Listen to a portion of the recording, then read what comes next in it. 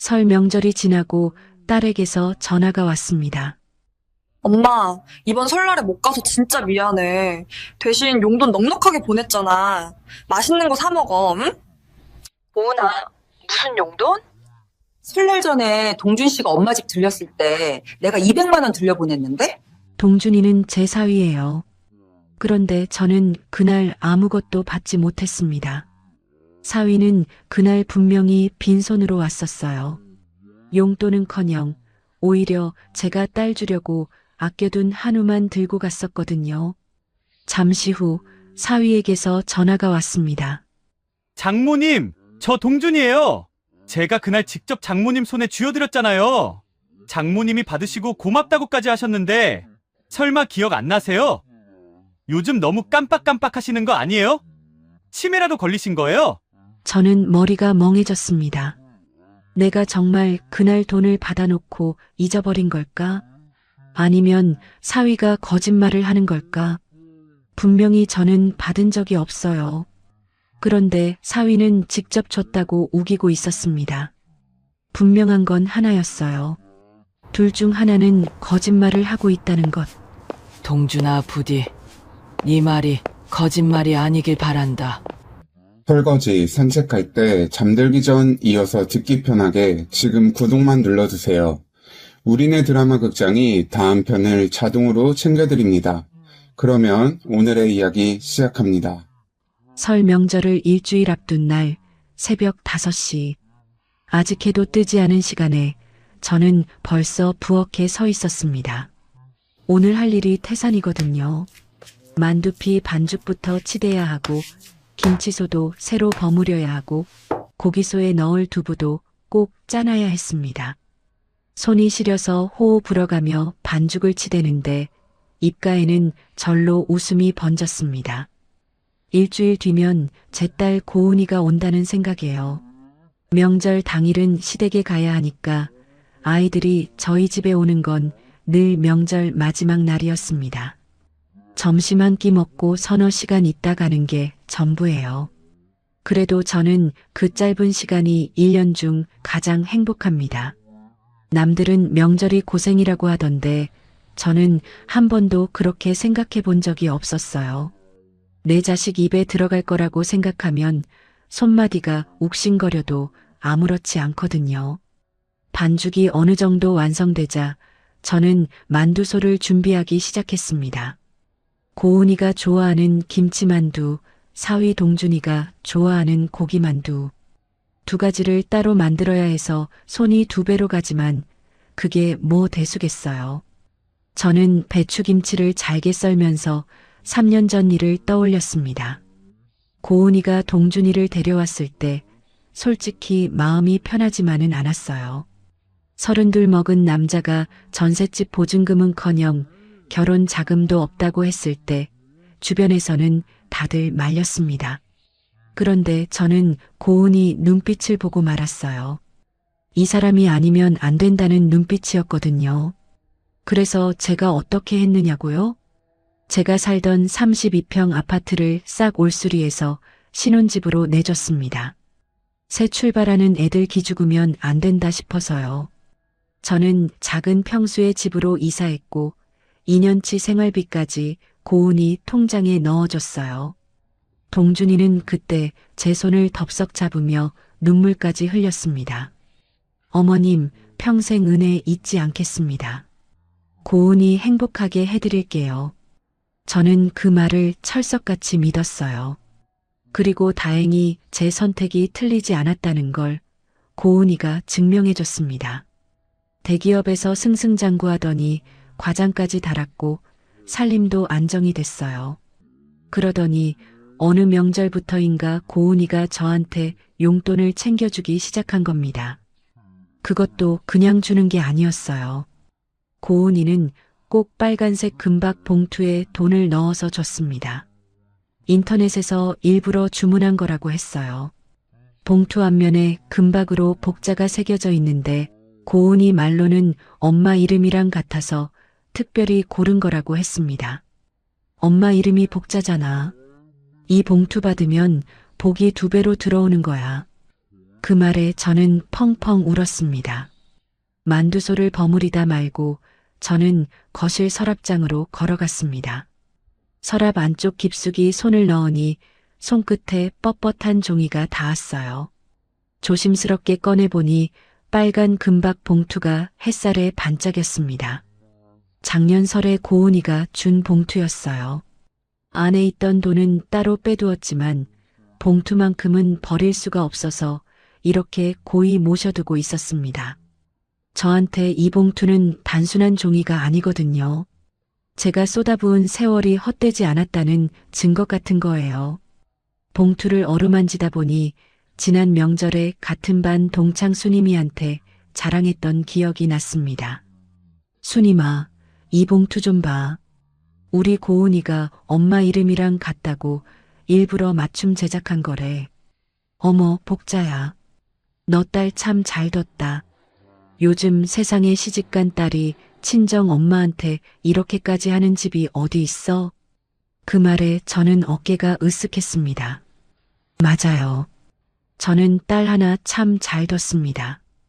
봉투를 다시 서랍에 넣고 부엌으로 돌아오니 어느새 해가 떠서 거실에 환한 빛이 쏟아지고 있었습니다. 저는 다시 만두를 빚기 시작했어요. 김치소를 넣은 만두는 가장자리를 예쁘게 주름 잡고 고기소를 넣은 만두는 동그랗게 오므렸습니다. 누가 먹을 건지 한눈에 알아보게요. 100개를 넘기니까 허리가 슬슬 뻐근해졌습니다. 그래도 저는 일어나지 않았어요. 고은이랑 동준이가 맛있게 먹는 모습을 상상하면 허리쯤이야 아무것도 아니었거든요. 특히 동준이는 제가 만든 고기만두를 유난히 좋아해서 한 번은 15개를 혼자 먹은 적도 있었습니다. 어머님 만두는 세상에서 제일 맛있어요. 저희 엄마도 이렇게는 못 만드시거든요. 그 말 한마디에 저는 며칠을 행복했어요. 만두를 다 빚고 나니 벌써 점심때가 다 됐습니다. 이제 전 부칠 재료만 손질하면 오늘 할 일은 끝이에요. 내일은 잡채 재료 사러 시장에 가야 하고 모레는 나물 삶아서 무쳐놔야 합니다. 일주일이 어떻게 가는지 모르겠네요. 저녁을 먹고 텔레비전을 보다가 저는 또 서랍장 앞으로 갔습니다. 금박 봉투를 꺼내서 한참을 들여다봤어요. 올해도 고은이가 이 봉투에 용돈을 넣어서 오겠지요. 그 생각만으로도 가슴이 벅찼습니다. 동준아, 고은아, 이번에도 엄마가 너희 좋아하는 거 잔뜩 해놨다. 얼른 오너라. 혼잣말이 절로 나왔습니다. 창밖에는 겨울 해가 뉘엿뉘엿 지고 있었고 저는 빨간 봉투를 가슴에 품은 채 딸이 올 날만 손꼽아 기다렸습니다. 그때까지만 해도 저는 몰랐어요. 그 기다림이 산산이 부서질 거라는 걸, 그리고 이 봉투가 전혀 다른 의미로 제 가슴에 꽂히게 될 거라는 걸요. 만두를 냉동실에 차곡차곡 넣어두고 저는 창가에 앉아 잠시 쉬었습니다. 문득 고은이네 아파트가 생각났어요. 원래 저와 고은이가 함께 살던 그 집 말입니다. 지금쯤 고은이가 설맞이 대청소를 하고 있겠지요. 저는 3년 전 그 집에서 이삿짐을 싸던 날을 떠올렸습니다. 고은이 아버지를 일찍 보내고 저 혼자 그 아이를 키웠습니다. 월급이 넉넉한 편은 아니었지만 저는 이를 악물고 아꼈어요. 남들 해외여행 갈 때 저는 국내 여행도 안 갔고 남들 백화점에서 옷 살 때 저는 시장에서 10,000원짜리 옷을 샀습니다. 화장품도 가장 싼 걸로만 바르고 미용실은 버티고 버티다 한번 가는 게 전부였어요. 오로지 고은이 뒷바라지 하나만 생각하면서요. 그렇게 키운 딸이 대기업에 취직했을 때 저는 정말 하늘을 나는 기분이었습니다. 그런데 고은이가 30 즈음에 데려온 남자가 문제였어요. 김동준이라는 청년이었는데 인상은 훤칠하고 말도 잘했습니다. 처신사 때 90도로 허리 숙이며 장모님 뵙게 되어 영광입니다라고 하던 모습이 아직도 눈에 선해요. 하지만 결혼 얘기가 나오자 속사정이 드러났습니다. 중견기업 대리인데 전셋집 보증금은커녕 결혼 자금도 없다는 거였어요. 모아둔 돈이 전혀 없었죠. 주변에서 난리가 났습니다. 복자야, 제정신이야? 요즘 세상에 빈손으로 장가오는 남자가 어디 있어? 그 남자 부모는 뭐 하는 사람들이야? 아들 결혼시키면서 한 푼도 안 보태? 어떤 친구는 대놓고 그 남자 처갓집 등쳐먹으려고 작정한 거 아니야? 라고까지 했습니다. 저도 처음엔 망설였습니다. 솔직히 말하면 속이 쓰렸어요. 그런데 어느 날 밤 고은이가 제 방에 들어와 앉더니 조용히 말했습니다. 엄마, 나 동준 씨 아니면 안 될 것 같아. 그 눈빛을 보는 순간 저는 모든 걸 내려놓았습니다. 내 딸이 저렇게까지 말하는데 엄마가 막으면 그게 무슨 소용입니까? 돈이 없으면 내가 보태주면 되는 거고 집이 없으면 내 집을 내주면 되는 거였어요. 며칠 뒤 저는 고은이를 불러 앉혔습니다. 고은아, 우리가 살고 있는 이 아파트, 이거 올수리에서 너희 신혼집으로 써라. 고은이 눈이 휘둥그레졌습니다. 엄마, 그럼 엄마는 어디서 살아? 엄마는 작은 데로 옮기면 되지. 어차피 혼자 지낼 텐데. 집이 무슨 상관이니? 너희 둘 마음 뉘일 곳만 있으면 엄마는 좁은 데서 자도 배부르다. 저는 정말 그렇게 생각했습니다. 32평 아파트를 깔끔하게 올수리하는데 4천만 원이 들었어요. 한 푼도 쓰지 않고 모아둔 퇴직금에서 꺼낸 돈이었습니다. 저는 그 집에서 나와 15평짜리 낡은 빌라로 이사했습니다.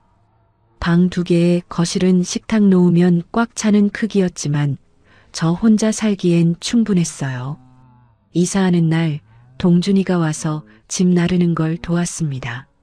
무거운 짐은 전부 자기가 들겠다며 땀을 뻘뻘 흘리더군요. 그리고 마지막 박스를 내려놓더니 갑자기 제 손을 덥석 잡았어요. 눈에 눈물이 그렁그렁 맺혀 있더군요. 장모님, 평생 이 은혜 잊지 않겠습니다. 고은이 행복하게 해드릴게요. 정말 감사합니다. 저는 그 손을 꼭 잡아줬습니다. 그래, 동준아. 우리 고은이 잘 부탁한다. 너희 둘 행복하게 사는 게 엄마한테 효도하는 거야. 그날 밤 동준이가 보낸 문자를 저는 아직도 간직하고 있습니다. 장모님은 제 친어머니보다 더 존경하는 분입니다. 이 은혜뼈에 새기겠습니다. 그 문자를 읽으며 저는 혼자 펑펑 울었어요. 내 선택이 틀리지 않았구나 싶어서요. 그뿐이 아니었습니다. 저는 매달 50만 원씩 고은이 통장에 입금했어요. 새 출발하는 애들이 돈 때문에 기죽으면 안 된다고 생각했거든요. 2년 동안 꼬박 넣었으니까 1,200만 원입니다. 고은이는 처음에는 펄쩍 뛰었지만 저는 손사래를 쳤습니다. 그거 네 돈이야. 엄마가 그동안 너한테 못해준 거 대신하는 거니까 그냥 써. 고은이는 그때부터 명절마다 용돈을 챙겨주기 시작했습니다. 처음엔 30만 원으로 시작하더니 직급이 오르면서 50만 원, 100만 원이 됐어요. 항상 그 빨간 금박 봉투에 넣어서요. 저는 그 돈을 받을 때마다 눈시울이 붉어졌습니다. 내가 퍼준 게 아깝지 않구나. 이렇게 돌아오는구나. 창밖을 바라보니 어느새 해가 중천에 떠 있었습니다. 저는 뻐근한 허리를 두드리며 일어났어요. 내일은 시장에 가서 전 부칠 재료를 사와야 합니다. 동태전에 호박전에 김치전까지 고은이네 상에 올릴 게 한두 가지가 아니거든요. 힘들어도 행복했습니다. 3년 전 그 결정을 후회한 적은 단 한 번도 없었으니까요. 동준이가 고은이를 아껴주고 고은이가 행복해하는 모습을 볼 때마다 저는 확신했습니다. 그래, 내 선택은 옳았어. 사람을 보고 고른 거니까. 그때까지만 해도 저는 동준이를 믿어 의심치 않았습니다. 그 믿음이 얼마나 어리석은 것이었는지 저는 곧 알게 될 터였습니다.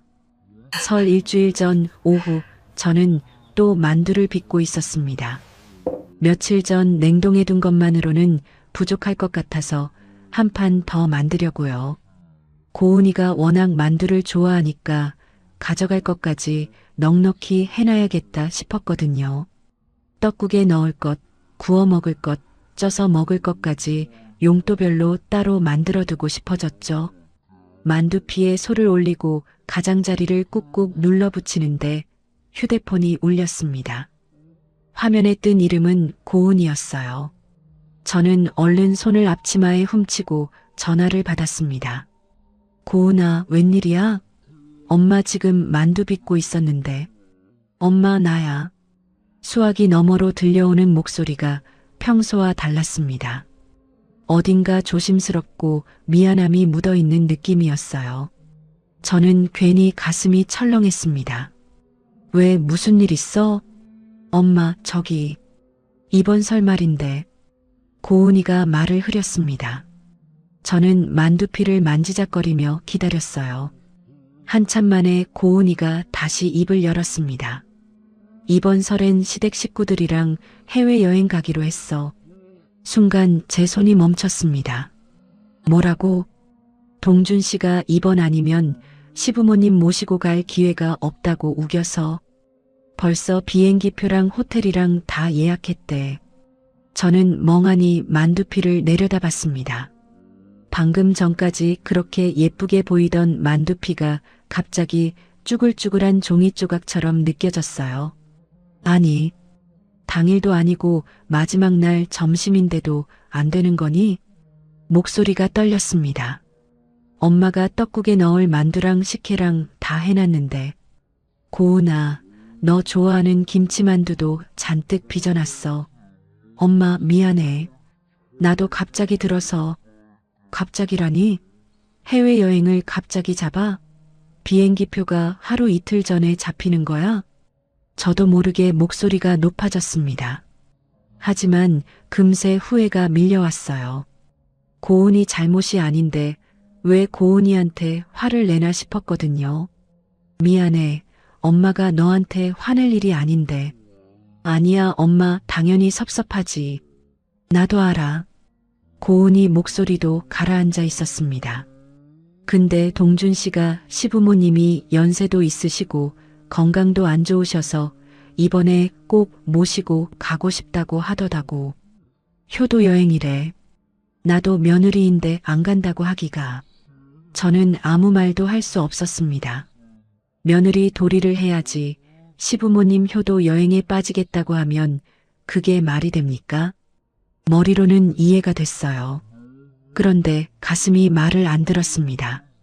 그래, 알겠다. 몸 조심히 재미있게 다녀와, 우리 딸. 겨우 그 말만 내뱉었습니다. 대신 동준 씨가 출발 전에 들러서 인사드린대. 나는 직장일 때문에 시간 내기가 어려워서.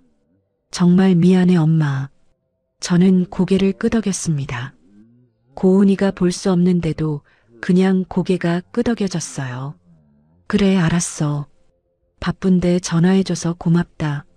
엄마, 딸 미안해하지 마. 얼른 끊고 일 봐야지. 전화를 끊고 나니 부엌이 갑자기 너무 조용했습니다. 저는 한참을 가만히 앉아 있었어요.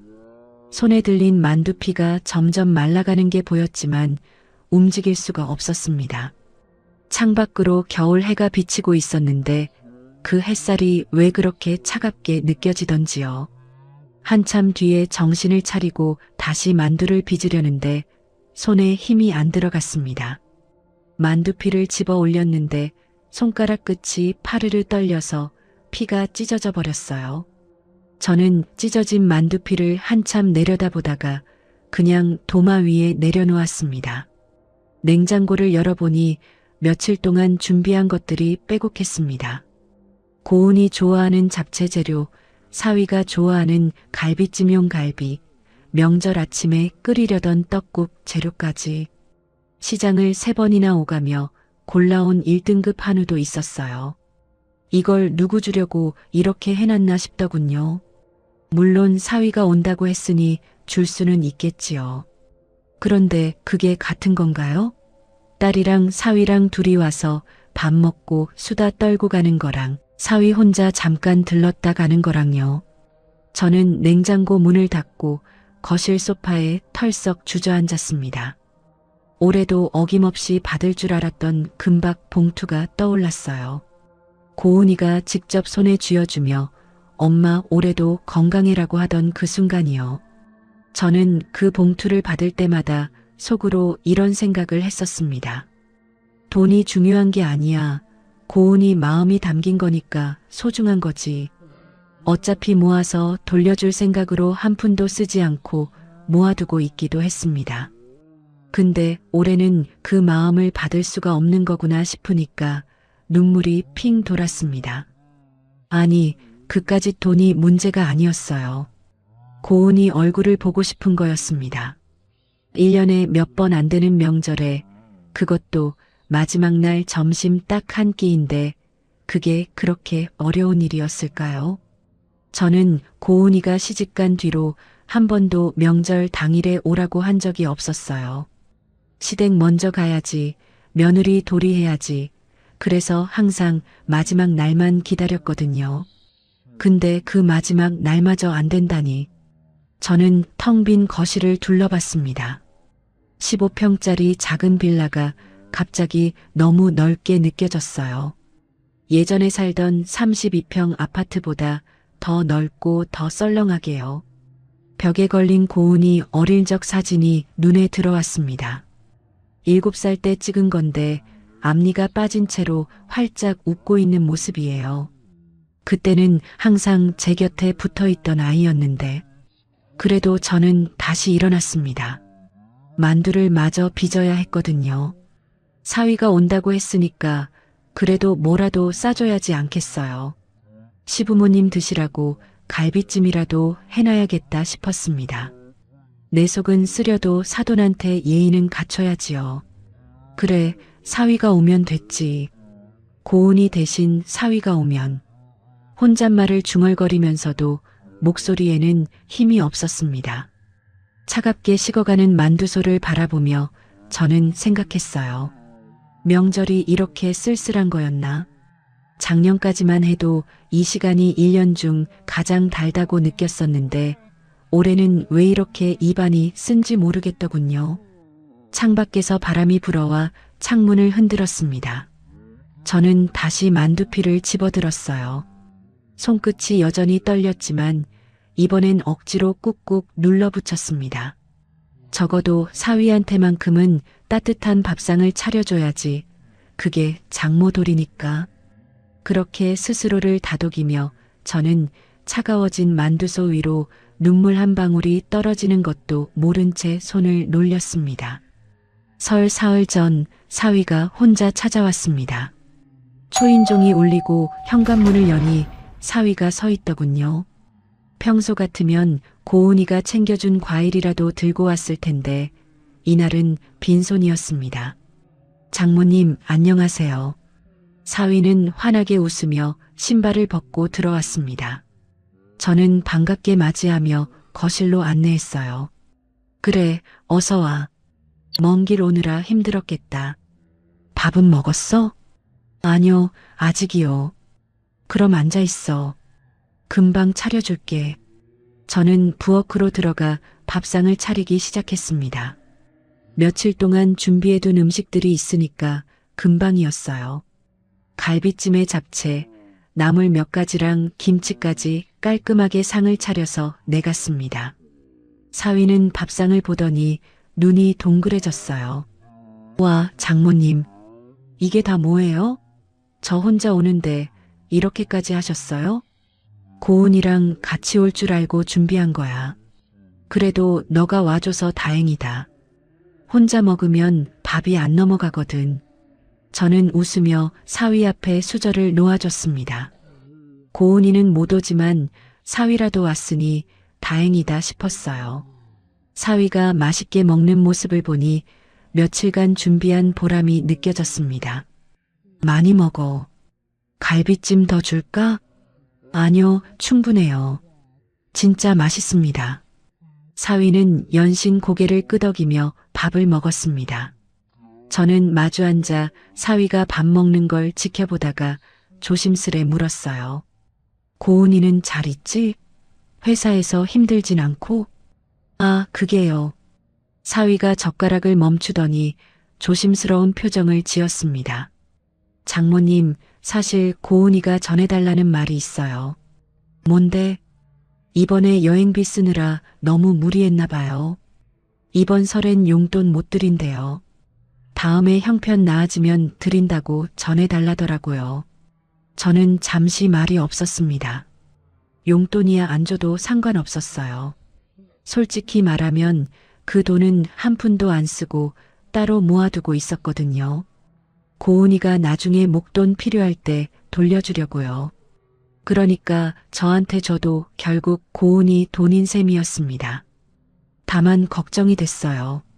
고은이가 용돈 줄 여유도 없을 정도면 살림이 많이 빠듯한 건가 싶어서요. 고은이가 요새 직장에서 스트레스를 많이 받는 것 같더라고요. 승진 경쟁도 치열하고. 그래서 제가 이번 여행이라도 가서 좀 쉬라고 한 건데 경비가 생각보다 많이 들었나 봐요. 사위가 설명을 덧붙였습니다. 장모님도 아시잖아요. 고은이가 효심이 얼마나 깊은데 용돈을 안 드리고 싶어서 안 드리는 게 아니라 진짜 형편이 안 되는 거예요. 저는 고개를 끄덕였습니다. 회사에서 스트레스를 많이 받는다니 마음이 쓰였어요. 우리 고은이가 얼마나 열심히 사는 아인데 승진 경쟁이 치열하다니 얼마나 힘들까. 차라리 여행 가서 푹 쉬고 오면 좋겠다는 생각이 들었습니다. 그래, 여행 가는데 돈 많이 들겠지. 용돈은 신경 쓰지 말라고 해. 나는 괜찮으니까. 저는 사위를 안심시키듯 말했어요. 돈이 뭐가 중요하니? 너희가 건강하게 스트레스 안 받고 지내는 게 나한테는 제일 큰 효도야. 이번 여행에서 푹 쉬고 오라고 전해줘. 네, 장모님. 꼭 전할게요. 사위는 고개를 끄덕이며 밥을 말끔히 비웠습니다. 후식으로 식혜까지 한 사발 마시고 나서야 배를 두드리며 일어났어요. 장모님, 밥 잘 먹었습니다. 역시 장모님 손맛은 최고예요. 그래, 맛있게 먹어줘서 고맙다. 저는 사위를 현관까지 배웅하려고 일어났습니다. 그런데 사위가 갑자기 부엌 쪽으로 가더니 냉장고를 열었어요. 장모님, 이거 혹시 고은이 주려고 준비하신 거예요? 냉장고 안에는 제가 며칠 전 시장에서 사온 1등급 한우 세트가 있었습니다. 고은이 좋아하는 등심이랑 안심으로 골랐어요. 새벽부터 정육점 앞에 줄 서서 좋은 부위로 받아온 거였습니다. 옆에는 정성껏 부쳐놓은 전도 한가득 포장해 놨고요. 응, 너희 주려고 한 건데 깜빡했네. 그럼 제가 가져갈게요. 어차피 고은이 먹을 거니까. 그래, 가져가렴. 사위는 한우 세트를 꺼내더니 전까지 챙겼습니다. 그러더니 갑자기 다른 말을 꺼냈어요. 장모님, 이거 본가 어머니도 좀 맛보게 해드려도 될까요? 저희 부모님이 요즘 입맛이 없으셔서요. 저는 잠깐 생각했습니다. 사실 저건 고은이 주려고 새벽부터 시장 가서 고른 건데 하는 마음이 살짝 들긴 했어요. 하지만 사위가 부모님께 드리고 싶다는데 싫다고 할 수는 없었습니다. 시부모님께 효도하고 싶은 마음이 있다는 건 좋은 거니까요. 그래, 가져가. 사돈 어른들 입맛 없으시면 고기 드시면서 기운 차리시라고 해. 감사합니다, 장모님. 부모님이 정말 좋아하실 거예요. 사위는 양손 가득 음식을 들고 나갔습니다. 현관문이 닫히고 저는 텅 빈 냉장고를 바라봤어요. 고은이 줄 건 없어졌지만 뭐 어떻습니까? 어차피 사위네 식구들 먹는 거니까 우리 식구가 먹는 거나 마찬가지지요. 다음에 고은이 오면 그때 또 해주면 되는 거고요. 밥상을 치우면서 저는 계속 고운히 생각을 했습니다. 회사에서 스트레스를 많이 받는다더니 얼마나 힘든 걸까? 엄마가 뭘 더 해줄 수 있을까? 여행 잘 다녀오면 좋겠다. 푹 쉬고 왔으면 좋겠다. 설거지를 마치고 거실에 앉으니 집이 다시 조용해졌습니다. 그래도 사위가 다녀가서 다행이에요. 저는 스스로를 다독이며 그날 밤을 보냈습니다. 조용한 집에서 평소와 다를 바 없는 설 연휴를 보내고 며칠이 지난 밤이었습니다. 저는 저녁을 먹고 텔레비전을 보다가 고운히 생각이 났어요. 여행 잘 다녀왔는지, 회사 일은 좀 나아졌는지 궁금했거든요. 사위가 왔을 때 고은이가 스트레스를 많이 받는다고 했던 말이 계속 마음에 걸렸습니다. 전화를 걸까 말까 망설이는데 마침 휴대폰이 울렸어요. 화면을 보니 고은이었습니다. 고은아, 엄마가 막 전화하려던 참이었는데 여행 잘 다녀왔어? 응, 엄마. 좋았어. 날씨도 좋고 음식도 맛있었어. 고은이 목소리가 한결 밝아진 것 같아서 다행이었습니다. 사위 말대로 여행 다녀오길 잘했나 봐요. 다행이다. 푹 쉬었으면 됐지. 회사 일은 좀 어때? 동준이가 그러더라. 요즘 스트레스 많이 받는다고. 응, 좀 바쁘긴 한데 괜찮아. 엄마가 걱정할 정도는 아니야. 근데 엄마, 그건 그렇고. 고은이가 잠시 말을 멈췄습니다. 엄마, 동준 씨가 준 200만 원으로 뭐 맛있는 거 사 먹었어? 아껴두지 말고 마음껏 먹고 싶은 거 드시는데 써. 순간 저는 심장이 멎는 것 같았습니다. 뭐라고? 200만 원. 동준 씨한테 줬는데. 엄마들이라고. 저는 멍하니 전화기를 잡고 있었어요. 머릿속이 하얘지는 느낌이었습니다. 고은아, 무슨 소리야? 동준이는 너가 여행비 쓰느라 형편이 안 돼서 이번엔 용돈 못 드린다고 했는데? 네. 고은이 목소리가 갑자기 날카로워졌습니다. 엄마, 뭐라고? 내가 언제 그런 말을 해? 나 200만 원 금박 봉투에 넣어서 동준 씨한테 줬어. 출발 전날 밤에 직접 손에 쥐어줬다고. 저는 온몸에서 힘이 빠지는 것 같았습니다. 소파 팔걸이를 붙잡고 겨우 몸을 지탱했어요. 고은아, 진짜로 줬어? 200만 원을? 엄마, 당연하지. 내가 그걸 왜 거짓말해. 금박 봉투에 넣어서 동준 씨 가방에 직접 넣어줬어. 엄마한테 전해드리라고 신신당부까지 했는데. 저는 그날 사위가 왔을 때를 떠올렸습니다. 분명히 빈손으로 왔어요. 아니, 적어도 제 눈에는 빈손으로 온 것처럼 보였습니다. 밥 먹으면서 고은이가 용돈 못 드린다고 전해달라더라고요. 그렇게 말했잖아요. 엄마, 왜 그래? 고은이가 다급하게 물었습니다. 고은아, 엄마 아무것도 못 받았어. 금박 봉투도 200만 원도. 전화기 너머로 고은이가 숨을 크게 들이쉬는 소리가 들렸습니다. 엄마, 잠깐만.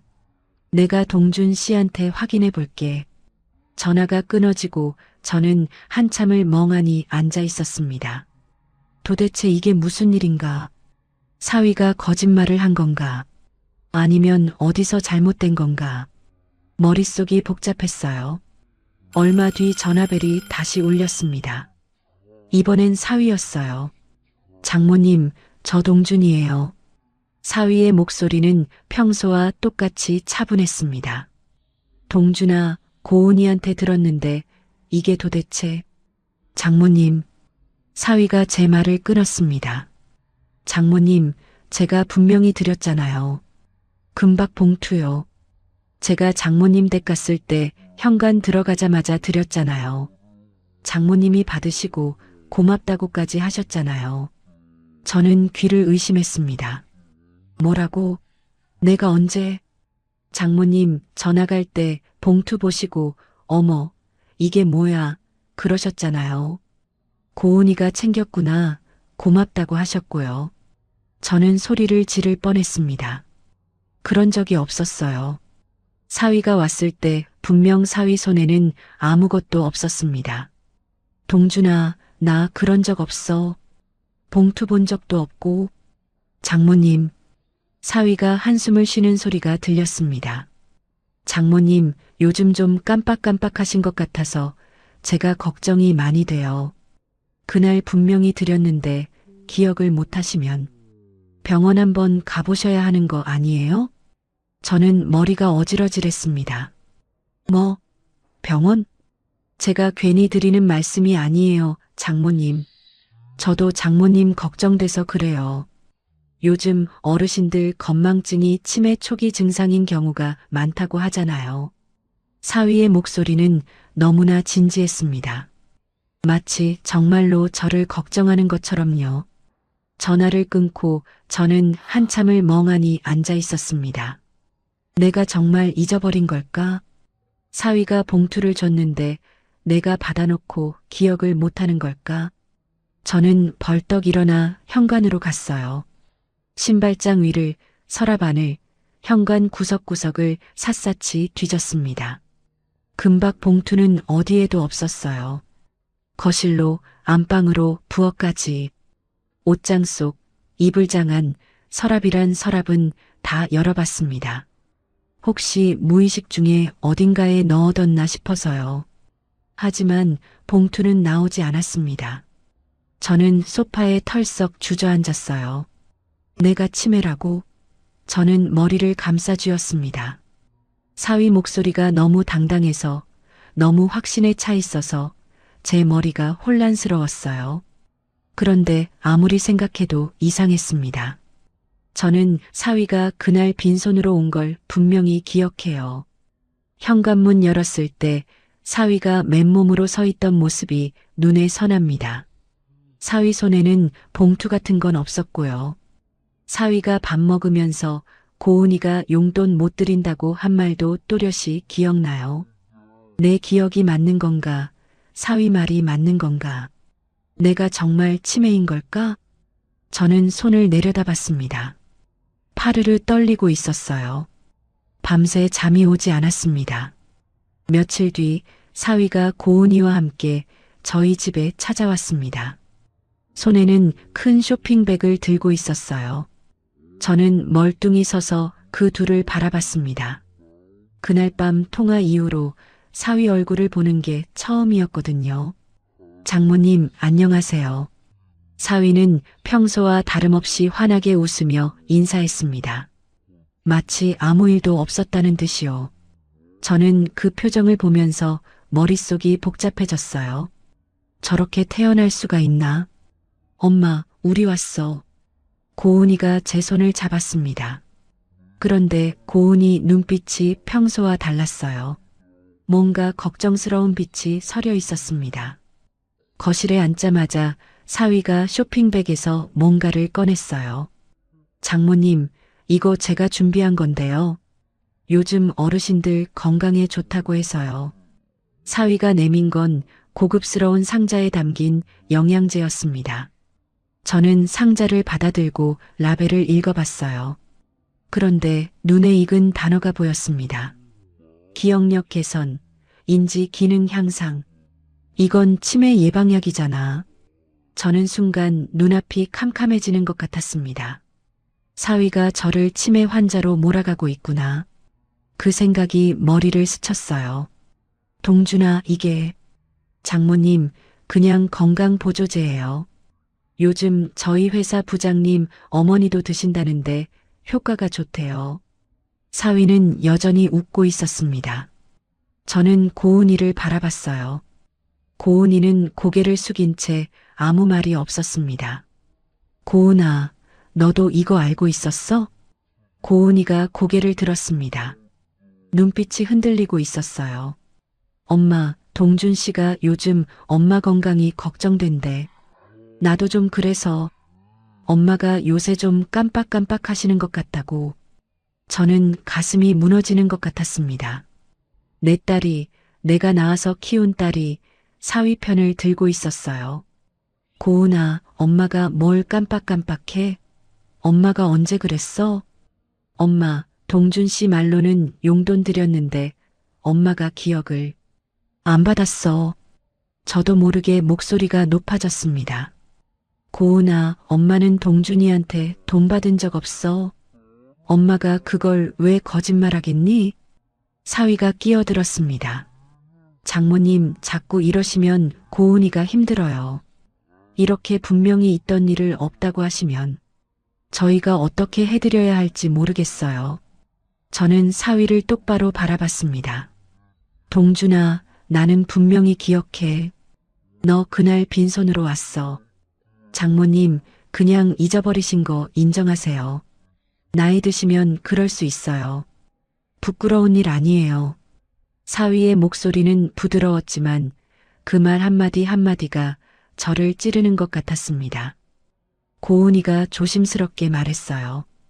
엄마, 혹시 정말 기억이 좀 헷갈리신 거 아니야? 동준 씨가 거짓말할 이유가 없잖아. 저는 아무 말도 할 수 없었습니다. 내 딸이 나를 안 믿는구나. 사위 말을 믿고 엄마 말은 안 믿는구나. 눈앞이 흐려졌어요. 눈물이 나올 것 같아서 고개를 돌렸습니다. 엄마, 울지 마. 엄마 걱정돼서 그러는 거야. 고은이가 제 등을 토닥였습니다. 그런데 그 손길이 오히려 더 서러웠어요. 걱정이 아니라 의심처럼 느껴졌어요. 그날 밤 저는 또 잠을 이루지 못했습니다. 이불 속에서 뒤척이다가 벌떡 일어나 다시 집안을 뒤졌어요. 혹시 내가 정말 어딘가에 넣어두고 잊어버린 건 아닐까 싶어서요. 신발장, 서랍장, 옷장, 부엌 찬장까지 있을 수 있는 곳은 다 뒤졌습니다. 금박 봉투는 어디에도 없었어요. 새벽 3시가 넘어서야 저는 소파에 주저앉았습니다. 손이 떨리고 있었어요. 억울해서, 분해서, 그리고 무력해서요. 내가 치매라고? 저는 35년 동안 초등학교에서 아이들을 가르쳤습니다. 수백 명 제자 이름을 아직도 기억해요. 지난주에 읽은 책 내용도 또렷이 기억나고요. 그런 내가 며칠 전 일을 까먹는다고요? 그때 문득 생각이 들었습니다. 사위가 거짓말을 하고 있다면 증거를 잡으면 되지 않을까? 저는 눈을 떴습니다. 가슴이 두근거리기 시작했어요. 그래, 증거를 잡으면 돼. 다음에 같은 일이 생기면 그때 잡으면 되는 거야. 하지만 그러려면 고은이 도움이 필요했습니다. 고은이가 저를 믿어줘야 해요. 며칠 뒤 저는 고은이에게 전화를 걸었습니다. 고은아, 엄마 좀 만날 수 있어? 사위 말고 너랑 둘이서만. 고은이가 잠시 망설이더니 대답했어요. 응, 엄마. 내일 점심때 시간 낼게. 다음 날 저는 집 근처 조용한 찻집에서 고은이를 만났습니다. 고은이 얼굴에는 걱정이 가득했어요. 아마 엄마가 또 무슨 말을 하려나 싶었겠지요. 엄마, 무슨 일이야? 저는 고은이 손을 꼭 잡았습니다. 고은아, 엄마 말 잘 들어. 엄마는 치매 아니야. 엄마, 잠깐만, 끝까지 들어. 엄마가 67살이야. 아직 정정해. 매일 아침 신문 읽고, 책 읽고, 요리하고.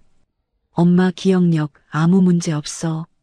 너 초등학교 때 담임 선생님 이름이 김영희 선생님이었지? 김영희 선생님. 맞아. 그 선생님 전화번호 엄마가 아직도 외워. 엄마 기억력 그 정도야. 고은이가 고개를 숙였습니다. 엄마, 나도 엄마가 치매라고 생각하는 건 아닌데. 근데 동준 씨 말도 이해가 돼서. 고은아. 저는 고은이 눈을 똑바로 바라봤습니다. 엄마가 평생 너한테 거짓말한 적 있어? 없는 일을 있다고 한 적 있어? 고은이가 고개를 저었습니다. 엄마를 한 번만 믿어줘. 엄마가 틀렸으면 엄마가 사과할게. 병원도 갈게. 근데 엄마 말이 맞으면 그때는 너가 사실을 받아들여야 해. 고은이 눈에 눈물이 고였습니다. 엄마, 나 어떡해. 엄마 말도 맞는 것 같고 동준 씨 말도. 그래서 확인해 보자는 거야. 저는 목소리를 낮췄습니다. 고은아, 엄마랑 연극 한 번만 하자. 엄마 생일 때 다시 용돈을 보내봐. 동준이한테 맡겨서 그때 엄마가 확인해 볼게. 고은이가 눈을 동그랗게 떴습니다. 엄마, 그게 무슨... 믿어줘, 고은아. 엄마 한 번만 믿어줘. 저는 고은이 손을 꼭 쥐었습니다. 딸의 손이 떨리고 있었어요. 한참을 망설이던 고은이가 마침내 고개를 끄덕였습니다. 알았어, 엄마. 엄마 말대로 해볼게. 저는 그제야 숨을 내쉬었습니다. 내 정신은 멀쩡하다. 내 딸 행복 빌어줄 만큼은 멀쩡해. 진실은 반드시 밝혀질 거야. 저는 속으로 다짐했습니다. 제 생일이 다가왔습니다. 작년까지만 해도 생일이 기다려졌는데 올해는 마음이 무거웠습니다. 오늘이 바로 그날이거든요. 고은이와 약속한 그날. 아침부터 가슴이 두근거렸습니다. 설레는 두근거림이 아니었어요. 긴장되고 떨리는 두근거림이었습니다. 오늘 사위의 정체가 밝혀질 수도 있고 아니면 제가 정말 잘못 기억한 게 될 수도 있었으니까요. 솔직히 말하면 무서웠습니다. 만약 오늘 아무것도 안 나오면 어떡하지? 그러면 정말 내가 치매인 게 되는 건가? 그 생각에 밤새 잠을 설쳤어요. 새벽에 몇 번이나 깼는지 모릅니다. 시계를 보면 2시, 또 보면 3시, 4시. 그렇게 뒤척이다 날이 밝았습니다. 하지만 다르게 생각하면 오늘이 기회였어요. 제 기억이 맞다는 걸 증명할 수 있는 기회. 저는 그 생각으로 마음을 다잡았습니다. 옷장을 열어 외출복을 골랐습니다. 손이 떨려서 옷걸이가 딸깍거렸어요. 저는 심호흡을 했습니다. 침착해야 해. 오늘은 무슨 일이 있어도 침착해야 해. 거울 앞에 섰습니다. 며칠 사이에 부쩍 늙어 보였어요. 눈 밑에 다크서클이 짙게 내려앉아 있었습니다. 점심때쯤 고은이한테 전화가 왔습니다. 엄마 생일 축하해. 오늘 저녁에 한정식집 예약해뒀어. 그래, 고마워. 근데 엄마 나 오늘 회사 일이 좀 있어서 늦을 것 같아. 동준 씨가 먼저 가서 엄마 모시고 있을게. 나는 최대한 빨리 갈게. 저는 전화기를 꼭 쥐었습니다. 그래, 알았다. 천천히 와. 엄마, 긴장하지 마. 내가 금박 봉투에 100만 원 넣어서 동준 씨한테 줬어. 엄마한테 드리라고 신신당부했으니까. 고은이 목소리가 작아졌습니다. 엄마 말이 맞으면 오늘 다 밝혀질 거야. 전화를 끊고 저는 창밖을 바라봤습니다. 고은이가 계획대로 움직이고 있었어요. 이제 제가 해야 할 일은 하나였습니다. 증거를 잡는 것. 저녁 6시 저는 약속된 한정식 집에 도착했습니다. 고급스러운 분위기의 식당이었어요. 대리석 바닥에 은은한 조명, 벽에는 수묵화가 걸려 있었습니다. 입구에 들어서니 종업원이 공손하게 안내해줬어요. 복도를 지나면서 저는 심호흡을 했습니다. 손이 떨리지 않게, 목소리가 흔들리지 않게. 오늘은 연기를 해야 했어요. 개인 룸으로 들어가니 사위가 먼저 와서 앉아 있었습니다. 장모님, 생신 축하드립니다. 사위가 일어나 90도로 인사했습니다.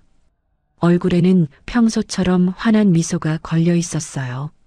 저는 그 웃음을 보면서 속이 울렁거렸습니다. 그래, 고마워. 앉아라. 저는 사위 맞은편에 앉았습니다. 테이블 위에는 이미 전체 요리가 나와 있었어요. 고은이는 좀 늦는다면서? 네, 회사 일이 있대요.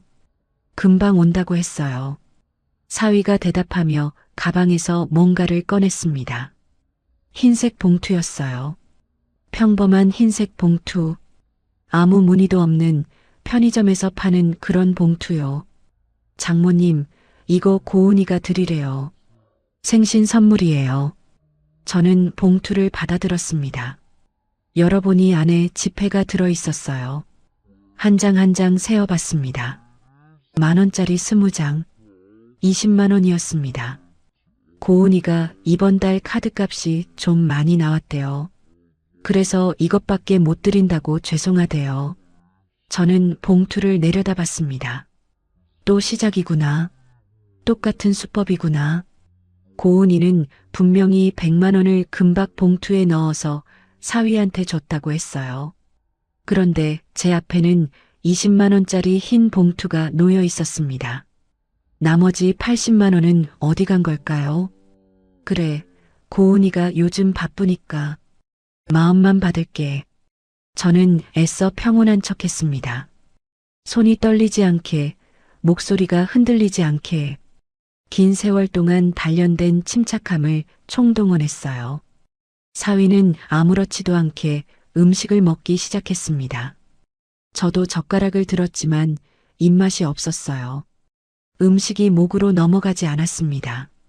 사위 코트가 의자 옆에 걸려 있었습니다. 저는 음식을 먹는 척하면서 그 코트를 슬쩍 바라봤어요. 검은색 롱코트? 저 안에 봉투가 있을까? 확인해 봐야 해. 어디 다른 데 두고 왔으면 어쩌지? 얼마쯤 지났을까요? 사위가 냅킨으로 입을 닦더니 자리에서 일어났습니다. 장모님, 저 잠깐 화장실 다녀올게요. 그래. 사위가 룸문을 열고 나갔습니다. 저는 사위의 뒷모습이 복도로 완전히 사라지는 걸 확인했어요. 발소리가 점점 멀어졌습니다. 지금이야. 저는 벌떡 일어났습니다. 심장이 미친 듯이 뛰기 시작했어요. 손바닥에 땀이 났습니다. 사위가 의자 옆에 걸어둔 코트가 눈에 들어왔어요. 저는 후다닥 코트 앞으로 갔습니다. 손이 떨렸습니다. 심장이 터질 것 같았어요. 만약 들키면 어떡하지? 만약 아무것도 없으면 어떡하지? 온갖 생각이 머리를 스쳤습니다. 귀를 기울였어요. 복도에서 발소리가 들리지 않았습니다. 아직 시간이 있어. 저는 코트 바깥 주머니를 더듬었습니다. 차키 같은 게 만져졌어요. 다른 쪽 주머니, 휴지와 영수증 뭉치, 봉투는 없었습니다. 안주머니, 저는 떨리는 손으로 코트 안쪽을 더듬었습니다. 손가락 끝에 뭔가 빳빳한 게 닿았어요. 종이, 저는 그것을 조심스럽게 꺼냈습니다. 빨간색 금박 봉투였습니다. 눈앞이 하얘졌어요. 손이 덜덜 떨렸습니다. 봉투 앞면에 금박으로 새겨진 복자가 조명 아래서 반짝였어요. 고은이가 항상 저한테만 주던 그 봉투, 틀림없었습니다. 저는 봉투를 열어봤어요. 안에 지폐가 들어 있었습니다. 10,000원짜리 지폐를 한 장 한 장 세어봤어요. 20, 30, 40, 50, 60, 70, 80, 80만 원이었습니다. 100만 원에서 20만 원을 빼면 80만 원. 계산이 딱 맞았습니다. 저는 순간 다리에 힘이 풀렸어요. 의자를 붙잡고 겨우 버텼습니다.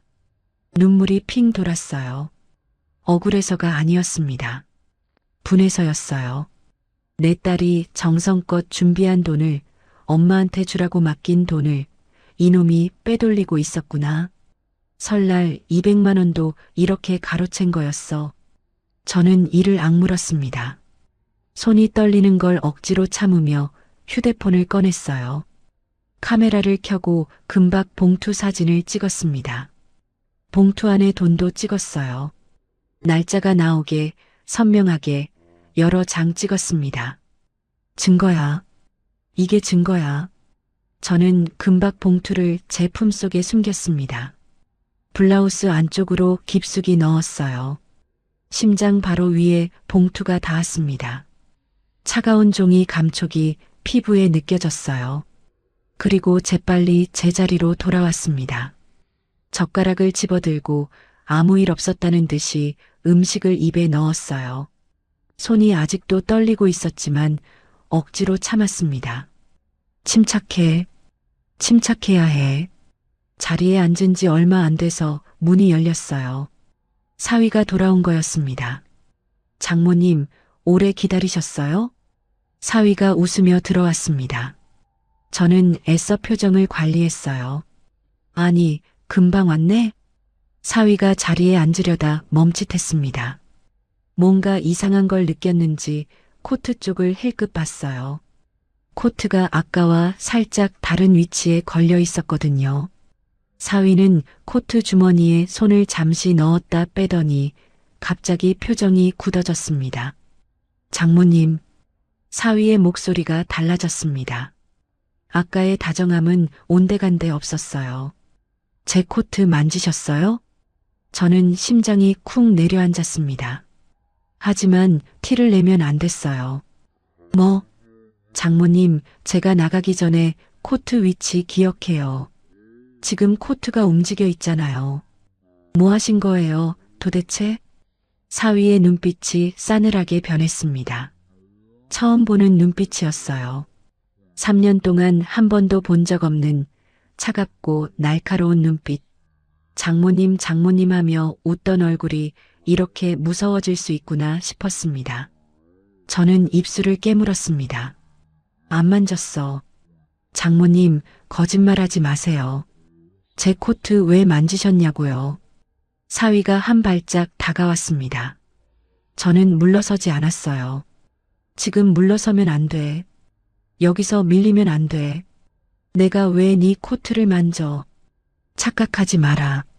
사위가 코트를 집어들었습니다. 장모님, 사위가 소리쳤습니다. 목소리가 룸 안에 쩌렁쩌렁 울렸어요. 제 봉투 어디 있어요? 장모님이 가져가신 거죠? 저는 사위를 똑바로 바라봤습니다. 무슨 봉투? 아, 진짜. 장모님, 지금 뭐 하시는 거예요? 남의 물건을 왜 가져가세요? 사위가 격앙되어 있었습니다. 얼굴이 벌겋게 달아올라 있었어요. 하지만 저는 더 이상 그 얼굴이 무섭지 않았습니다. 품속에 증거가 있으니까요. 그때 룸문이 열렸습니다. 무슨 일이야? 고은이었습니다. 얼굴에 긴장한 기색이 역력했습니다. 문을 열고 들어오면서 고은이가 저와 사위를 번갈아 봤어요. 고은이가 들어오자 사위의 표정이 순식간에 바뀌었습니다. 화난 얼굴이 금세 억울한 표정으로 변했어요. 정말 순식간이었습니다. 저는 그 변신을 보면서 소름이 돋았어요. 고은아, 장모님이 내 코트에서 뭔가를 가져가셨어. 내 개인 물건인데. 고은이가 저를 바라봤습니다. 저는 고은이 눈을 똑바로 마주쳤어요. 그리고 천천히 품속에서 금박 봉투를 꺼냈습니다. 빨간색 금박 봉투. 고은이 눈이 커졌습니다. 엄마, 그거. 고은아, 이거 네가 준비한 거 맞지? 저는 봉투를 테이블 위에 올려놓았습니다. 탁 하는 소리가 조용한 룸 안에 울렸어요. 네가 사위한테 100만 원 맡겼지? 엄마한테 드리라고. 고은이가 천천히 고개를 끄덕였습니다. 눈에 눈물이 고이기 시작했어요. 사위는 나한테 20만 원짜리 흰 봉투를 줬어. 너가 카드값이 많아서 이것밖에 못 드린다고 했지. 저는 사위를 바라봤습니다. 사위의 얼굴에서 핏기가 빠지고 있었어요. 그런데 이 봉투 안에는 80만 원이 들어있더라. 100에서 20을 빼면 80이야. 계산 맞지? 사위의 얼굴이 흙빛으로 변했습니다. 입술이 파르르 떨리고 있었어요. 아까까지 큰 소리 치던 기세는 온데간데 없었습니다. 저는 속으로 중얼거렸어요. 이놈, 감히 내 딸 마음을 이렇게 도둑질해? 식당 안에 무거운 침묵이 내려앉았습니다. 사위는 테이블 위에 놓인 금박 봉투를 멍하니 바라보고 있었어요. 아까까지 큰 소리 치던 기세는 온데간데 없었습니다. 얼굴이 흙빛으로 변해 있었어요. 입술이 파르르 떨리고 있었습니다. 고은이가 천천히 입을 열었습니다. 동준 씨, 목소리가 차갑게 가라앉아 있었어요. 저는 고은이를 바라봤습니다. 제 딸의 눈에서 눈물이 흘러내리고 있었지만 표정은 굳어 있었습니다. 이게 뭐야? 설명해봐. 사위가 입술을 달싹였습니다. 하지만 아무 말도 나오지 않는 것 같았어요. 목이 막힌 것처럼 헛기침만 했습니다. 저는 그 모습을 지켜보면서 속이 부글부글 끓었습니다. 지난 시간 저를 속여온 사람, 설날 200만 원도 가로채고 오늘 100만 원도 빼돌리려 했던 사람, 그리고 저를 치매 환자로 몰아세웠던 사람, 그런 사람이 바로 제 사위였습니다. 내가 100만 원 줬어. 금박 봉투에 넣어서 엄마한테 드리라고 분명히 말했어. 고은이 목소리가 점점 높아졌습니다. 근데 너는 엄마한테 20만 원밖에 안 줬어. 나머지 80만 원은 어디 갔어? 사위가 고개를 푹 숙였습니다. 어깨가 축 처져 있었어요. 그러더니 갑자기 무릎을 꿇었습니다. 고은아, 미안해. 내가 잘못했어. 저는 눈을 의심했습니다. 사위가 무릎을 꿇다니 저렇게까지 할 줄은 몰랐어요. 하지만 다음 순간 사위의 입에서 나온 말에 저는 더 놀랐습니다. 사실 우리 부모님이 요즘 너무 힘드셔서 그랬어. 사위가 눈물을 글썽이며 말했습니다. 목소리가 떨리고 있었어요. 아버지가 허리 수술을 하셨는데 병원비가 많이 나왔거든. 어머니도 관절이 안 좋으셔서 물리치료 받으시고 부모님이 너무 힘들어 하시는 걸 보니까 가슴이 찢어지는 것 같았어. 고은이 네가 신경 쓸까봐 부모님 편찮으신 거 말 못했어. 사위의 눈에서 눈물이 뚝뚝 떨어졌습니다. 내가 보태드리고 싶었는데 돈이 없어서. 그래서 어쩔 수 없이 장모님 용돈에서 조금만 빌려 쓰자고 생각했어. 나중에 꼭 갚으려고 했어. 장모님, 정말 죄송합니다. 제가 잘못했어요. 부모님이 너무 힘들어 하셔서 차마 모른 척 할 수가 없었어요. 불효자가 되고 싶지 않았어요. 고은이 얼굴에 흔들림이 보였습니다. 시부모님 병원비라는 말에 마음이 약해진 것 같았어요. 남편이 저렇게 울면서 빌고 있으니까요. 저는 사위를 똑바로 바라봤습니다. 이 사람이 지금 무슨 말을 하고 있는 거지? 저는 며칠 전 사위가 했던 말을 떠올렸어요. 제 집에 왔을 때도 용돈을 못 드리는 이유가 고은이 형편이 안 돼서라고 했었습니다. 전부 거짓말이었잖아요.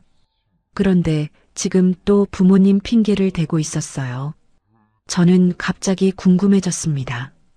사위 부모님이 정말 힘든 건지, 아니면 이것도 거짓말인 건지.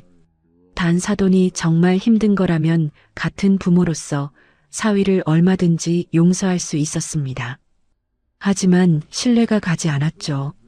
심지어 사돈은 얼마 전 제 딸과 사위와 함께 해외여행을 다녀왔는걸요. 확인해 볼 방법이 있었습니다. 저는 조용히 휴대폰을 꺼냈습니다. 뭐 하세요, 장모님? 사위가 고개를 들어 저를 바라봤습니다. 눈에 경계의 빛이 스쳤어요. 저는 대답하지 않고 전화번호부를 뒤졌습니다. 사돈 어른 박말래. 결혼할 때 번호를 저장해뒀던 게 이럴 때 쓰일 줄이야. 번호를 찾아서 통화 버튼을 눌렀어요. 장모님, 누구한테 전화하시는 거예요?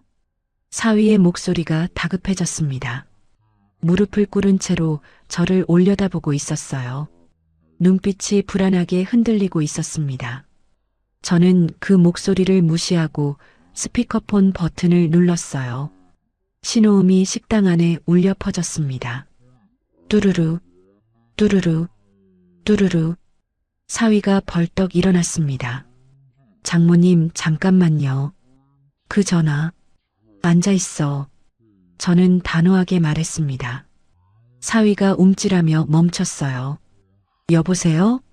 사돈의 목소리가 들려왔습니다. 밝고 활기찬 목소리였어요. 병원비 걱정에 힘들어하는 사람 목소리가 아니었습니다. 사돈, 저예요. 고은이 엄마예요. 갑자기 전화드려서 죄송해요. 어머, 사돈. 오랜만이에요. 웬일이세요? 아이고, 반가워라.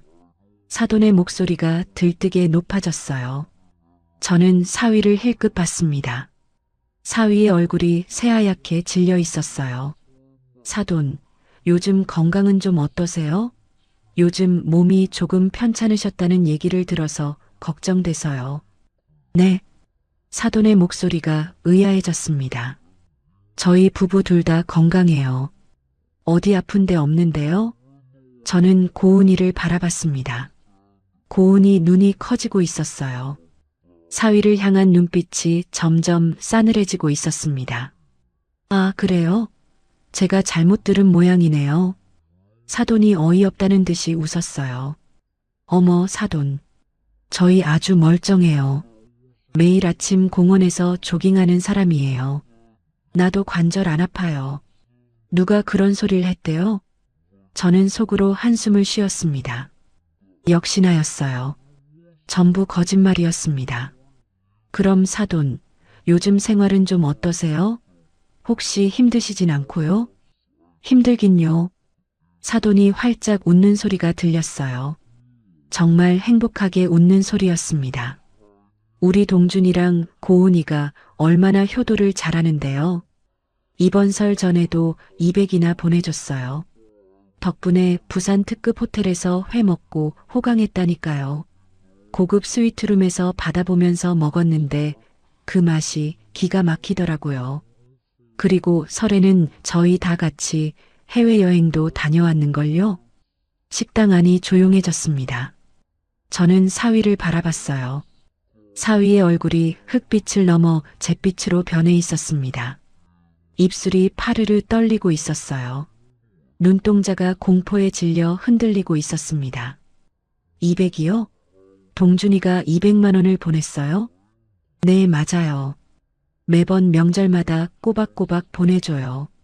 이번 설에도 보내줬고, 추석에도 보내줬고, 생일 때도 100만 원 보내줬어요. 저는 이를 악물었습니다.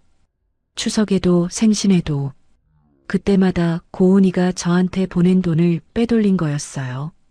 동준이가 그러더라고요. 사돈께서 본인은 여유가 있으니 저희 챙겨드리라고 하셨다고. 저는 눈을 질끈 감았습니다. 분노가 치밀어 올랐어요. 동준이가 그렇게 말했어요? 네.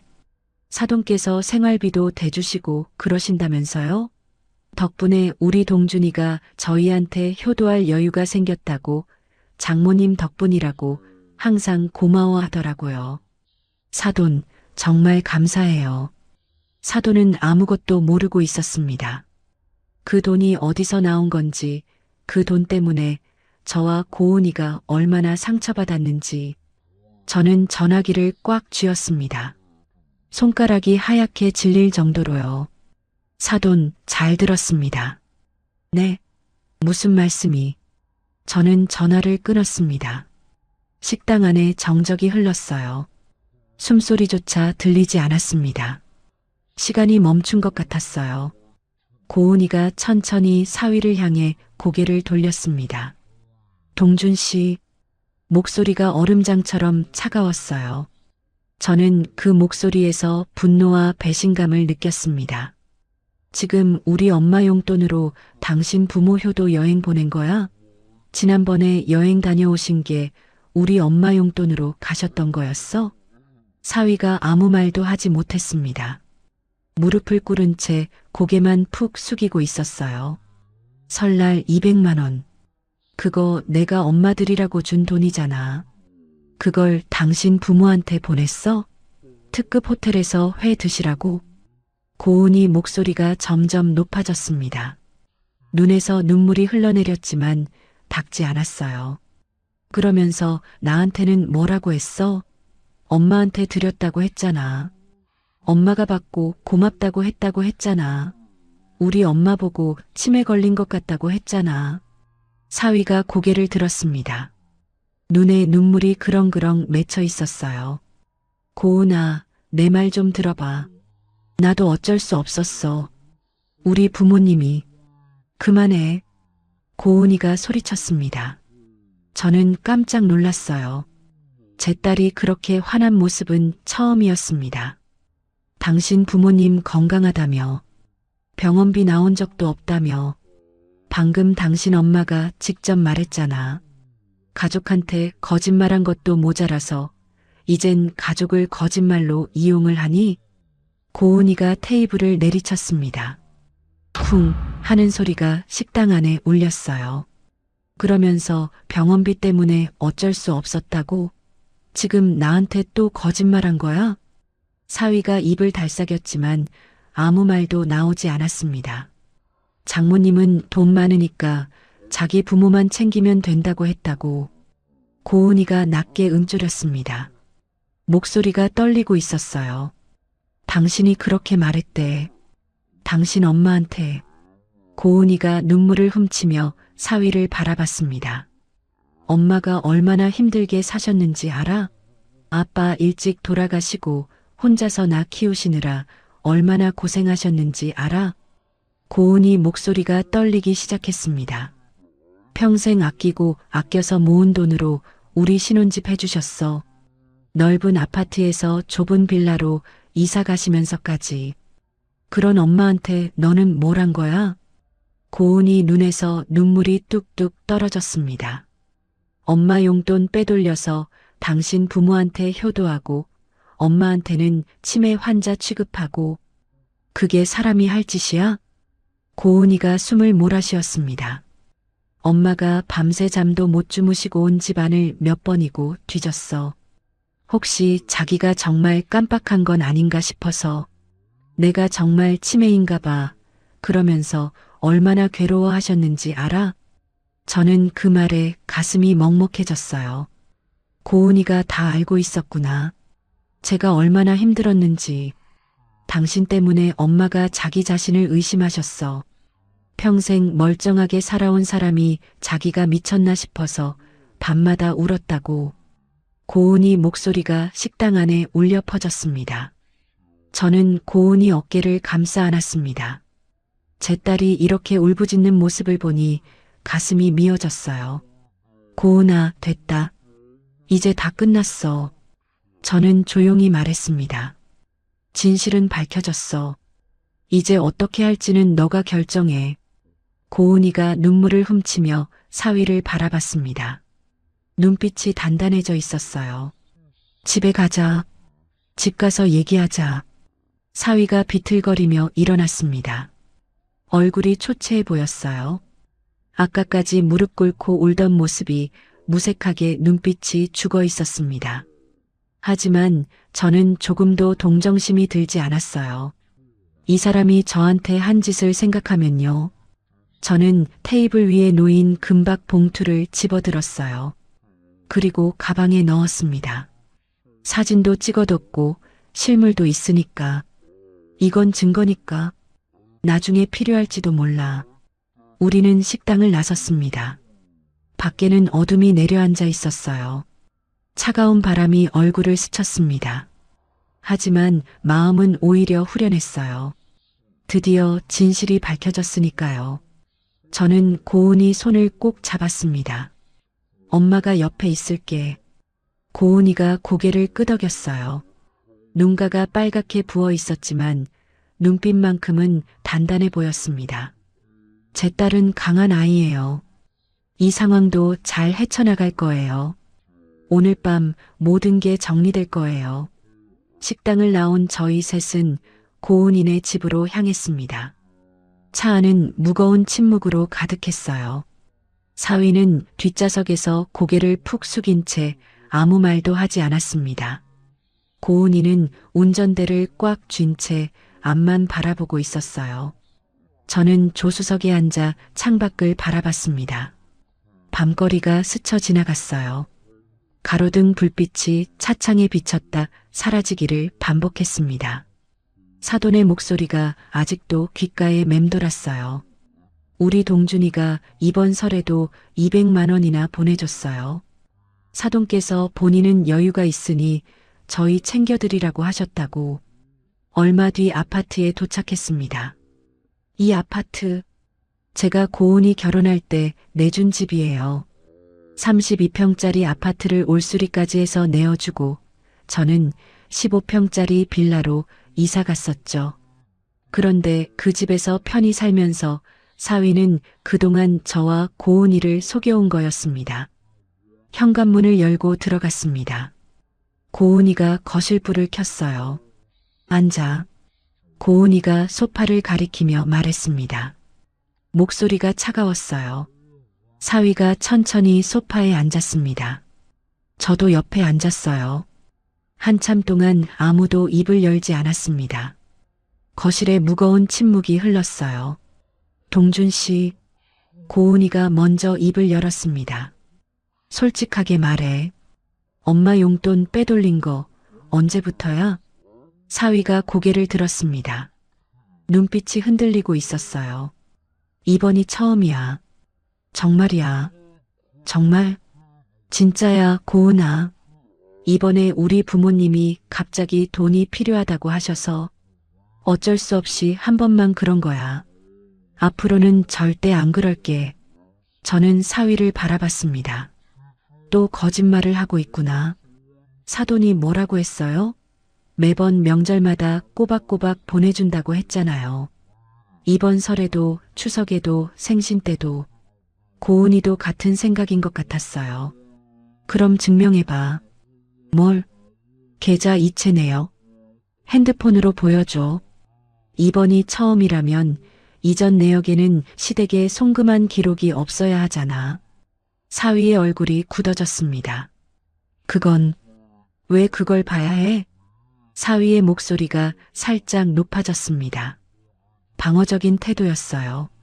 신뢰의 문제야. 너 지금 나한테 거짓말한 거 한두 개가 아니잖아. 엄마 용돈 빼돌린 것도, 엄마한테 치매라고 한 것도, 부모님 병원비 운운한 것도 전부 다 거짓말이었잖아. 이제 뭘 믿어야 하는지 모르겠어. 사위가 입술을 깨물었습니다. 고은아, 부부 사이에 그런 것까지 확인해야 해? 그건 좀 보여줄 수 없어? 그게 아니라 사생활인데. 사생활? 지금 이 상황의 사생활? 고은이 목소리가 차가워졌습니다. 보여줄 수 없으면 못 믿어. 간단해. 선택해. 보여주든가 아니면 오늘 여기서 끝내든가. 고은이 목소리가 단호했습니다.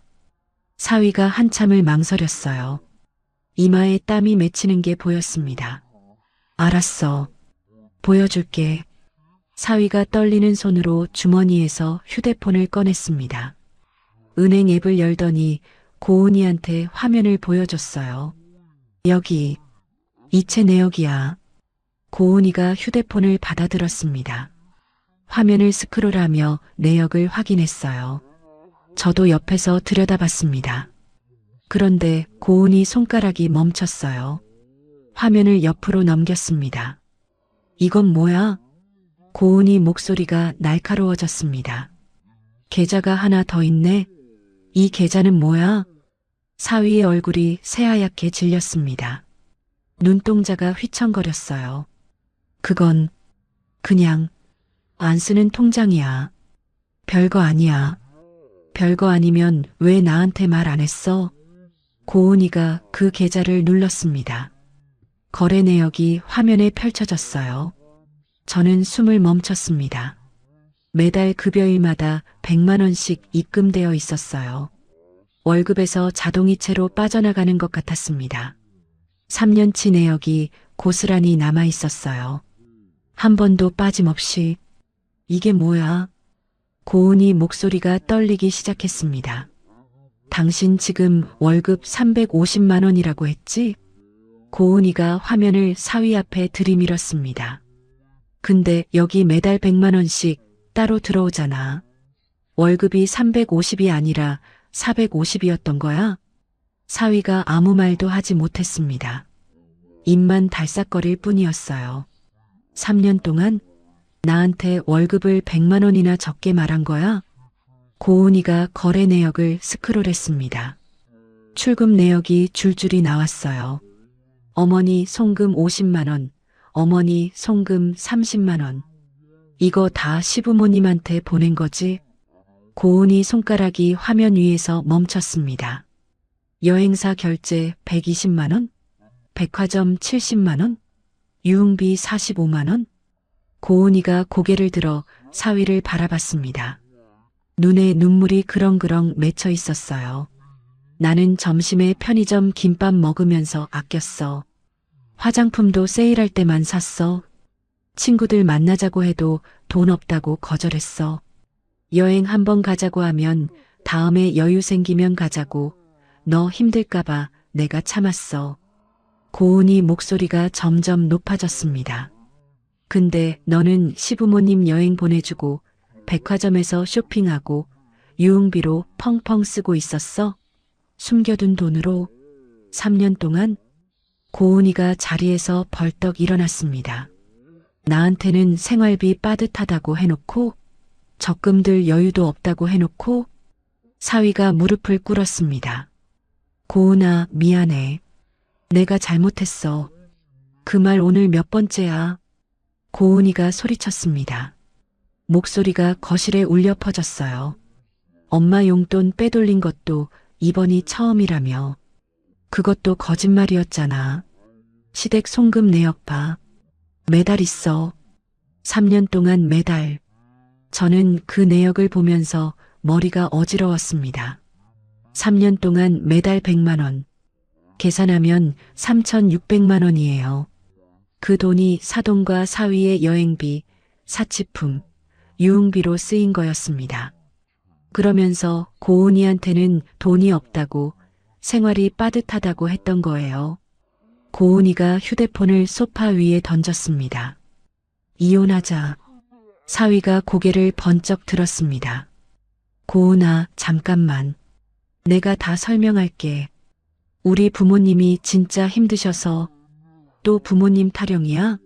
시부모님을 내가 뻔히 뵙는데 그 말을 내가 믿을 거라고 생각하는 거야? 고은이가 차갑게 웃었습니다. 웃음소리가 얼음장 같았어요. 식당에서 당신 엄마가 뭐라고 했는지 잊었어? 특급 호텔에서 회 먹고 호강했다며. 그게 힘든 사람들이야? 사위가 입을 다물었습니다. 됐어. 변명 듣기 싫어. 고은이가 사위를 똑바로 바라봤습니다. 눈에서 눈물이 흘러내렸지만 목소리는 단단했어요. 용돈 빼돌린 거, 월급 숨긴 거, 시부모님한테 돈 보낸 거. 그건 100번 양보해서 이해해 볼 수도 있어. 너도 부모한테 효도하고 싶었겠지. 그 마음은 알아. 고은이가 숨을 깊이 들이쉬었습니다. 근데 너의 거짓말을 숨기려고 우리 엄마를 치매 환자로 몬 거. 그것만은 절대로 용서할 수 없어. 저는 그 말에 가슴이 먹먹해졌습니다. 고은이가 저를 바라봤어요. 엄마가 밤마다 잠도 못 자고 집 안 뒤지면서 봉투 찾으셨어. 본인이 진짜 치매일까봐. 그러면서 얼마나 괴로워하셨는지 알아? 고은이 목소리가 떨렸습니다. 멀쩡한 우리 엄마를 미친 사람 취급한 거야. 거짓말 들킬까봐. 그게 사람이 할 짓이야? 사위가 고개를 푹 숙였습니다. 아무 말도 하지 못했어요. 저는 자리에서 일어났습니다. 그리고 사위를 내려다봤어요. 김동준. 처음으로 이름을 불렀습니다. 3년 동안 사위라고 동준아라고 불렀는데 이제 그렇게 부를 자격이 없다고 생각했어요. 이 집 명의가 누구 건지 잘 알지? 사위가 고개를 들어 저를 바라봤습니다. 눈빛이 흔들리고 있었어요. 내 명의야. 고은이 결혼할 때 내가 32평 아파트 팔아서 이 집 사준 거야. 올수리도 내 돈으로 했어. 4천만 원 들였지. 벽지, 바닥재, 조명, 싱크대까지 전부 다.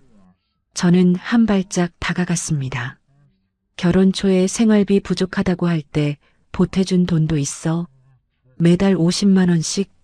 내가 그렇게 해준 이유가 뭔지 알아? 내 딸이 행복하게 살길 바라서였어.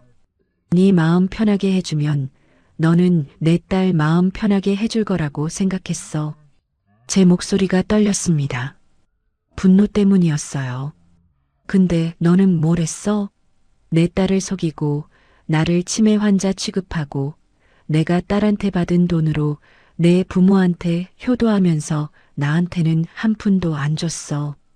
그러고도 뻔뻔하게 내 얼굴 보면서 웃고 있었어? 저는 현관 쪽을 가리켰습니다. 명의가 누구 건지 똑똑히 봐라. 너 같은 놈한테 줄 1,000원 한 장 없다. 당장 이 집에서 나가. 내 배려는 오늘로 끝이야. 사위가 비틀거리며 일어났습니다. 안방으로 가서 캐리어에 짐을 싸기 시작했어요. 손이 떨리는 게 보였습니다. 얼마 뒤 사위가 캐리어를 끌고 현관으로 왔습니다. 고은아, 나가. 고은이가 현관문을 열었습니다. 다시는 내 앞에 나타나지 마. 사위가 한참을 서 있었습니다. 하지만 고은이는 문만 잡고 서 있었어요. 결국 사위가 고개를 돌렸습니다. 캐리어를 끌고 문을 나섰어요. 현관문이 닫혔습니다. 쿵 하는 소리가 집안에 울렸어요. 3년 동안 이 집에서 살던 사람이 쫓겨난 거였습니다. 고은이가 그 자리에 주저앉았습니다. 그리고 울기 시작했어요. 엄마. 고은이가 저를 바라봤습니다. 엄마, 내가 미안해. 저런 인간인 줄도 모르고 엄마 마음을 찢어놨어. 저는 고은이 옆에 앉았습니다. 네 잘못 아니야. 누가 알았겠니? 고은이가 제 손을 꽉 잡았어요. 엄마가 치매라고 했을 때 내가 확실하게 엄마 편을 들었어야 했는데. 미안해, 엄마. 저는 고은이를 꼭 안아줬습니다. 됐어. 이제 다 끝났어. 고은이가 제 품에서 오열했어요. 저도 눈물이 났습니다. 한참을 울고 나서 고은이가 고개를 들었습니다. 엄마, 이 집에서 같이 살자. 여기가 원래 엄마 집이잖아. 저는 천천히 고개를 끄덕였습니다. 그래. 그러자. 이제 새로 시작하면 돼요. 저와 고은이 둘이서 1년이 지났습니다. 설날 아침 저는 부엌에서 전을 부치고 있었어요. 지글지글 기름 튀는 소리가 경쾌하게 울렸습니다. 고소한 냄새가 집 안가득 퍼졌어요. 환풍기 돌아가는 소리, 냄비에서 보글보글 끓는 떡국 소리, 명절 아침의 소리들이었습니다. 엄마, 나도 도와줄게. 고은이가 앞치마를 두르고 옆에 섰습니다. 저는 고은이에게 뒤집개를 건넸어요. 그래, 이거 뒤집어봐. 노릇노릇해지면 꺼내고. 모녀가 나란히 서서 전을 부쳤습니다. 동태전, 호박전, 김치전. 접시에 전이 하나둘 쌓여갔어요. 어깨가 부딪힐 듯 가까이 서서 손을 맞춰가는 게 좋았습니다. 1년 전 이맘때가 떠올랐습니다. 그때 저는 15평짜리 빌라에서 혼자 만두를 빚고 있었죠. 만두를 빚으면서 고은이네 가족이 오기만을 기다렸어요. 갈비찜도 하고 잡채도 만들고 상다리가 부러지게 차려놓고 기다렸었습니다. 그런데 고은이는 해외여행을 갔고 사위만 빈손으로 찾아왔었어요. 냉장고에 있던 한우까지 싹 쓸어가면서요. 그때의 쓸쓸함이 아직도 기억납니다. 혼자 앉아 식어가는 만두를 바라보던 그 마음. 창밖으로 차가운 겨울 햇살이 비치던 그 오후. 하지만 지금은 달랐습니다. 저는 다시 이 집으로 돌아왔어요. 고은이한테 내줬던 32평 아파트. 이제는 고은이와 함께 살고 있습니다. 동준과의 이혼 절차는 지난 여름이 돼서야 마무리됐어요. 생각보다 깔끔하게 끝났습니다. 엄마, 이거 다 됐다. 고은이가 노릇하게 익은 동태전을 접시에 옮겼습니다. 잘했어. 이제 호박전 하자. 저는 호박을 썰어 밀가루 옷을 입혔어요. 고은이가 옆에서 계란물을 풀었습니다. 우리는 말없이 손을 맞춰가며 전을 부쳤어요. 굳이 말하지 않아도 통하는 사이. 모녀란 그런 거였습니다. 창밖으로 눈이 내리고 있었어요. 하얀 눈송이가 포근하게 내려앉았습니다. 설날에 눈이 오다니 좋은 징조 같았어요. 전을 다 부치고 상을 차렸습니다. 떡국, 전, 잡채, 나물. 정갈하게 차려진 명절 상이었어요. 둘이서 마주 앉았습니다. 엄마, 새해 복 많이 받아. 그래, 우리 고은이도. 저는 떡국을 한 숟갈 떴어요. 따뜻한 국물이 목을 타고 내려갔습니다. 몸이 녹는 것 같았어요. 맛있다. 엄마 떡국은 세상에서 제일 맛있어. 맨날 하는 소리. 저는 웃었습니다. 고은이도 웃었어요. 거실에 웃음소리가 퍼졌습니다. 식사를 마치고 거실 소파에 나란히 앉았어요. 창밖에 눈을 바라보며 차를 마셨습니다. 그때 고은이가 뭔가를 꺼냈어요. 빨간색 금박 봉투였습니다. 저는 그 봉투를 보고 가슴이 뭉클해졌어요. 1년 전 그 봉투 때문에 얼마나 많은 일이 있었는지.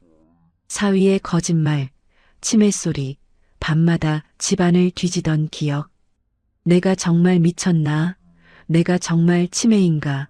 잠 못 이루던 그 밤들. 그 모든 게 스쳐 지나갔습니다. 하지만 이제는 그 기억도 흐릿해져 가고 있었어요. 엄마. 고은이가 봉투를 제 손에 꼭 쥐어줬습니다. 누구의 손도 거치지 않고 딸의 손에서 엄마의 손으로 직접. 이건 엄마 여행 자금이야. 사양하지 마. 저는 봉투를 내려다봤어요. 고은아, 이건. 엄마, 나 이제 괜찮아. 회사에서 승진도 했고 월급도 올랐어. 엄마가 그동안 나한테 해준 거 생각하면 이건 아무것도 아니야. 고은이가 제 손을 잡았습니다. 엄마, 여행 가. 제주도도 좋고 부산도 좋고 엄마가 가고 싶은 대로 가. 혼자 가기 싫으면 나랑 같이 가도 되고. 저는 눈물이 핑 돌았어요. 고은아, 작년에 엄마한테 너무 미안했어. 올해부터는 내가 직접 챙길게. 아무 손도 안 거치고. 저는 고은이를 꼭 안아줬습니다. 따뜻했어요. 이게 가족이구나. 이게 진짜 명절이구나. 창밖에서 눈이 계속 내리고 있었습니다. 하얀 세상이 펼쳐져 있었어요. 모녀의 웃음소리가 창문을 넘어 밖으로 퍼져나갔습니다. 가짜 인연을 쳐내고 나니 비로소 진짜 내 자식이 보이네요. 비록 상처는 남았지만 이제야 진짜 설날 같습니다. 여러분, 오늘 이야기 어떠셨나요? 여러분도 혹시 이야기와 비슷한 경험 있으신가요? 진심으로 베푼 선의가 누군가의 악의에 이용당했던 경험이요. 대부분 한 번쯤은 있으실 거예요. 그럴 때 정말 마음이 아프죠? 내가 뭘 잘못했나? 내가 너무 순진했나? 자책도 하게 되고요. 하지만 이야기 속 복자처럼 끝까지 포기하지 않으셨으면 좋겠어요.